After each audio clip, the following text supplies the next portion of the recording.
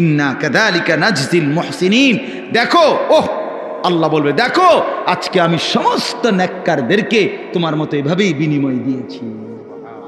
দেখো দেখো, আরো দেখো, আগে ওই দেখো, ওই যে ওই হাঁটে উনি আব্দুল কাদের জিলানী, ওই যে দেখো ওই জান্নাতের ওই যে আরেকজন হাঁটতেছে, উনি বায়েজিদ বোস্তামি, উনি জুনায়েদ বাগদাদি, উনি আবু হানিফা, উনি শাফিঈ, উনি মালিক, উনি আহমদ ইবনে হাম্বল, উনি বুখারী। এই দেখো এদেরকে, এরা সব আমার জান্নাত ভোগ করতেছে।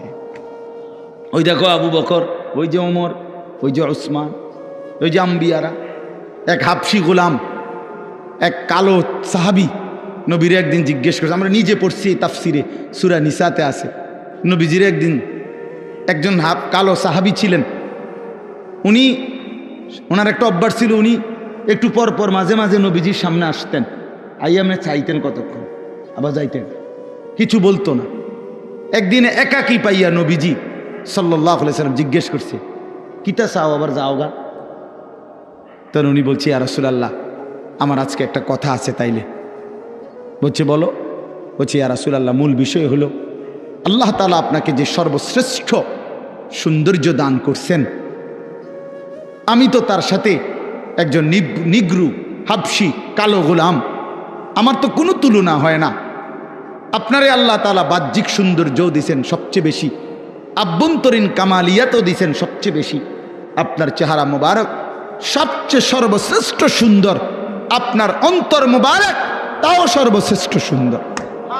না, আশ্চর্য কথা শুনবেন আপনারা, কিতাবে আছে নবীজি সাল্লাল্লাহু আলাইহি সাল্লাম বলেন, অর্ধেক সৌন্দর্য আল্লাহ ইউসুফ আলাইহিস সালামকে দান করছে। কারে? আর বাকি অর্ধেক আল্লাহ গোটা সৃষ্টি জগৎকে দান করছে, নবীজি বলছেন। তো মুহাদ্দিসিনে কেরাম প্রশ্ন করছে হাদিসে, যে নবীজি যে বললেন অর্ধেক দিছে ইউসুফকে, অর্ধেক দিছে আল্লাহ বাকি সমস্ত সৃষ্টিকে, তো তিনি নিজে, বুঝেন নাই কথাটা, তিনি নবীজি নিজে তো কিতাবে লিখছে মুহাদ্দিসিনে কেরাম, এর অর্থ হইল তাওয়াজুর কারণে নবী তো বলে নাই নিজের কথা, কিন্তু উম্মতকে এটা বুঝাইছে, অর্ধেক ইউসুফকে দিছে, অর্ধেক গোটা সৃষ্টিকে দিছে, আর একা মুহাম্মদকে সবটা দিছে আল্লাহ তাআলা, সব সৌন্দর্য দিছে, পুরাটা। তো তানহাদারি, আপনি একাই সব।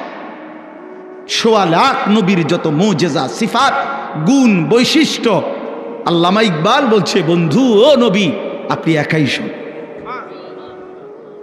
তু তানহাদারি, আপনি একাই সব।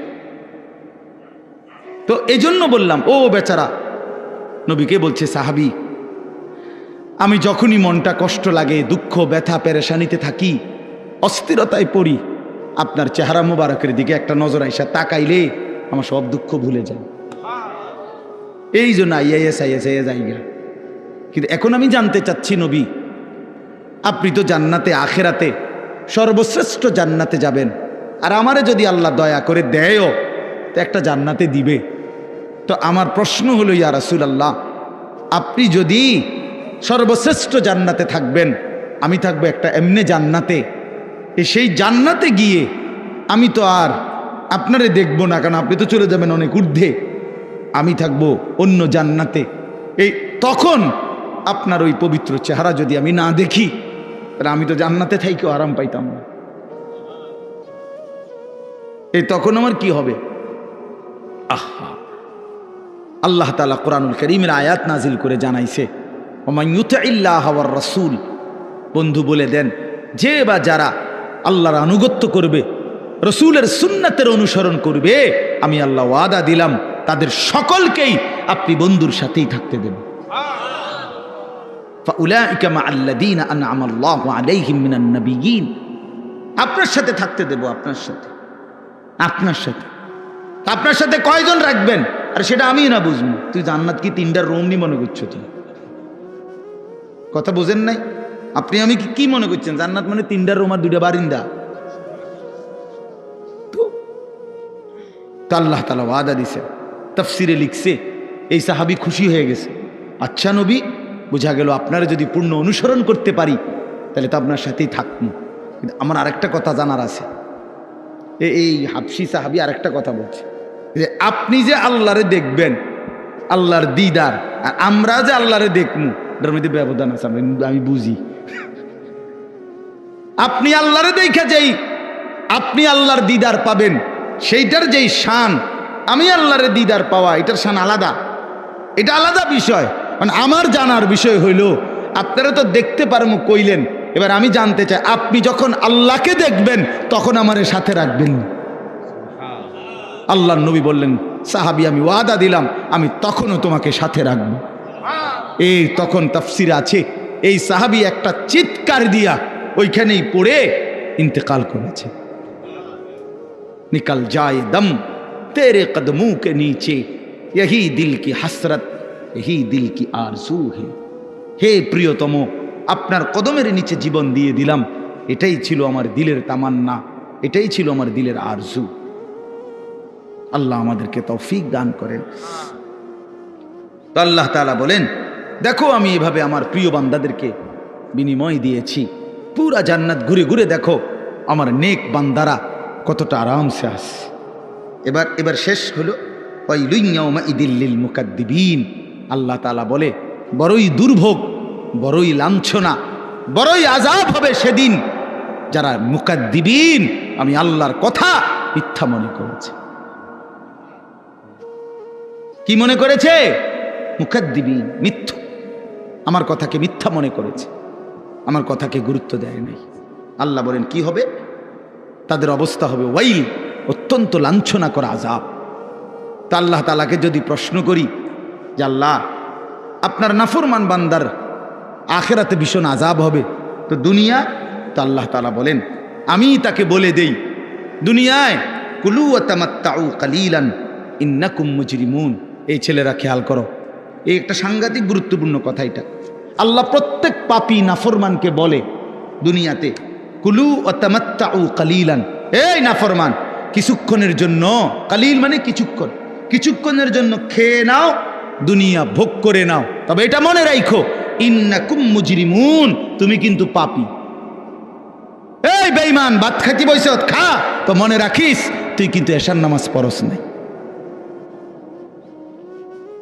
হারামখোর, বাজার কইরা আনছত, তো ঠিক আছে খা রাইন্দা বাইরা, তবে এটা মনে রাখিস তুই কিন্তু সুদখোর, তুই কিন্তু হারামখোর, তুই কিন্তু ওজনে কম দাও, তুই মিথ্যা বাটপারি সিটারি করো। আল্লাহ বলেন ইন্নাকুম মুজরিমুন, মনে রেখো তুমি কিন্তু পাপী।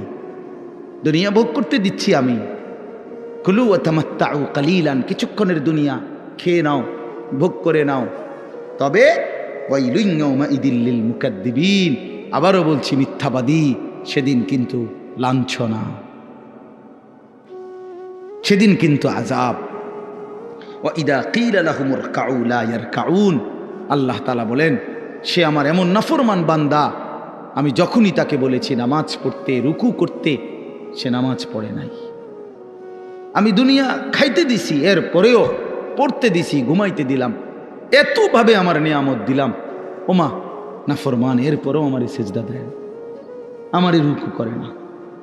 ওয়াইলুন ইয়াউমাইদিল লিল মুকাদ্দিবিন, আবার বলতেছে এক কথা এই সূরাটার মধ্যে, ওই সূরা আর রহমানের মধ্যে যে ফাবিআইয়ি আলাই রাব্বিকুমা তুকাদ্দিবান, এটা আপনারা পড়ছেন না, শুনছেন না, অনেকবার আছে।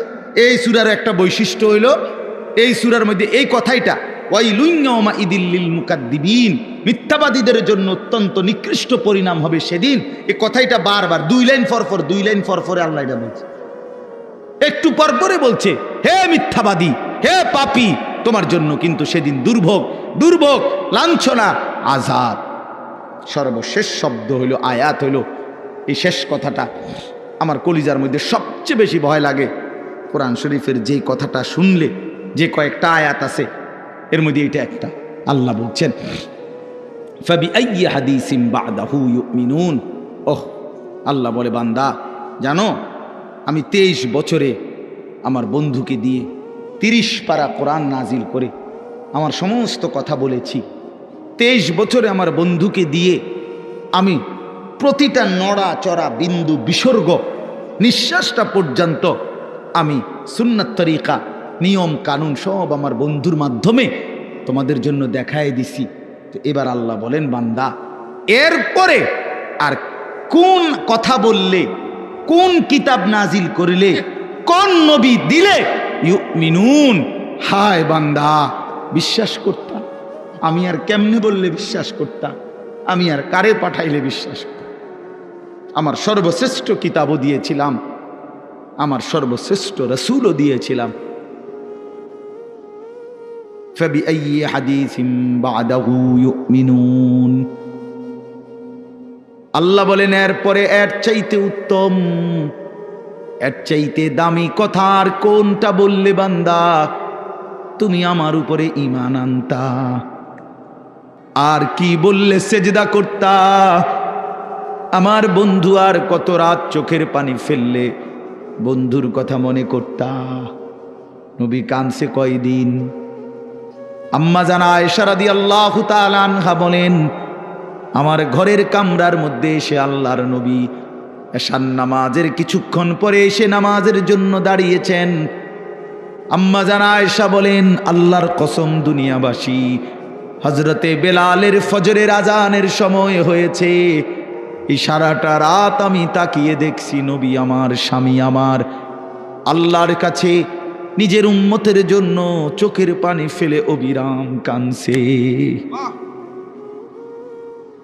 ইন তুআযিবহুম ফাইন্নাহুম ইবাদুক ওয়া ইন তাগফির লাহুম ফাইন্নাকা আনতাল আজিজুল হাকীম। এটা কোরআনের আয়াত। এই একটা আয়াতে নবী আম্মা জান আয়েশা বলেন এশার নামাজের পর থেকে ফজরের টাইম পর্যন্ত এক টানা দাঁড়িয়ে কাঁদতে কাঁদতে সারা রাত এই আয়াতটাই পড়ছেন। একটা আয়াত। কি এটা আয়াত? এটা কিতা যে এতক্ষণ কাঁদলেন, সারাটা রাত পড়লেন? অর্থ হলো এই, নবী আল্লাহকে বলছেন, আল্লাহ এরা আপনার বান্দা, আমার উম্মত ঠিক আছে, কিন্তু বান্দা তো আপনার। আপনি ইচ্ছা করলে আপনার বান্দা যেহেতু আপনি সৃষ্টি করেছেন, আপনি ইচ্ছা করলে আপনার বান্দা হওয়ার কারণে আপনি যে কোনো আযাব শাস্তি চাইলে আপনি দিতে পারেন, যেটা আপনার অধিকার আছে। ইন তুআযিবহুম, যদি তাদেরকে আপনি আযাব দেন কিছুই করার নাই, কারণ ফাইন্নাহুম ইবাদুকা, এরা তো আপনারই বান্দা, আপনার গোলাম, আপনি শাস্তি দিবেন, এতে করে কোনো কি নাই, কিছু বলার নাই। কিন্তু ওয়া ইন তাগফির লাহুম,